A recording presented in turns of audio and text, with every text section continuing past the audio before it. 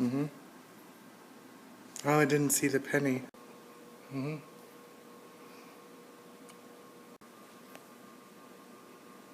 Oh, there it is. Mm-hmm.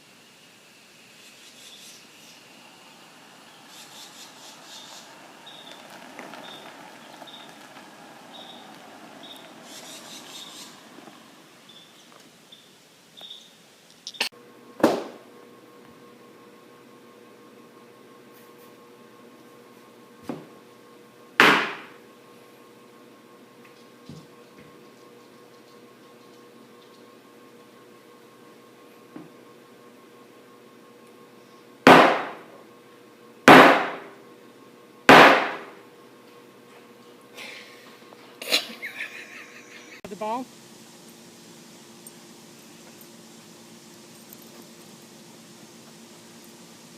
Watch out, puppy. She just ran off Special with the guest. ball. Okay, you ready? Got that one?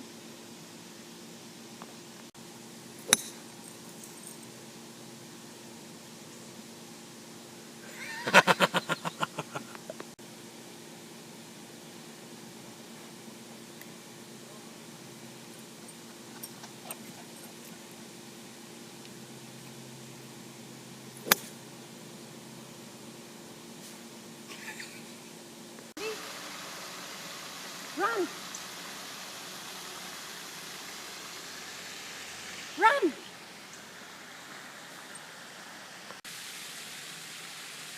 Run!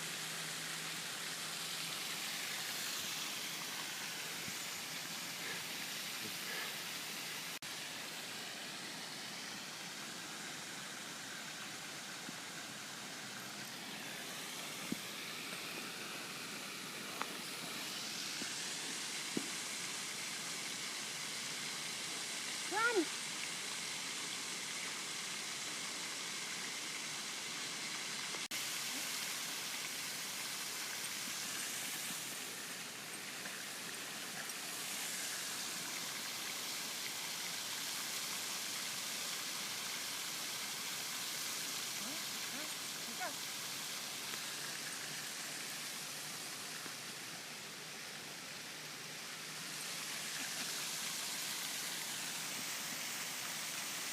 Run! Run, Izzy! Run!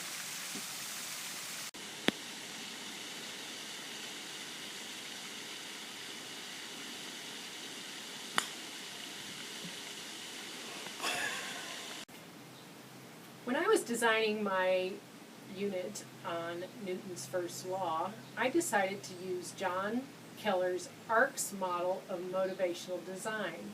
The first step in this model is the attention. We're trying to gain the attention of the student. And we can do this either through perceptual arousal, which includes a surprise or uncertainty, or an inquiry arousal, which poses a challenging question or problems to solve.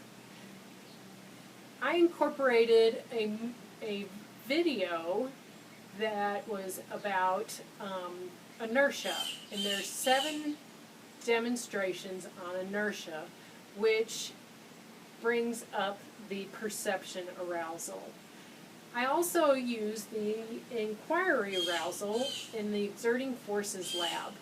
In this lab, students take everyday objects and try to decide if there are any forces being applied to these objects, and if so, what forces might they be.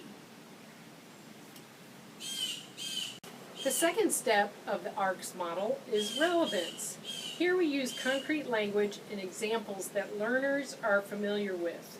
Strategies here include experience, present worth, future usefulness, needs matching, modeling, or choice.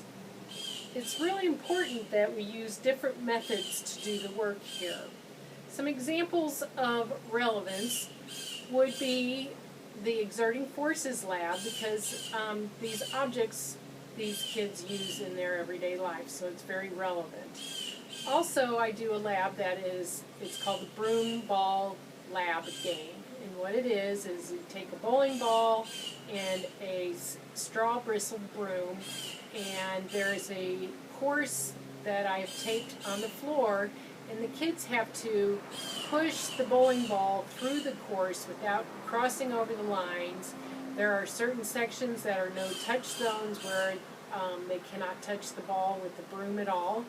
And so they're having to figure out how to move the ball with different criteria.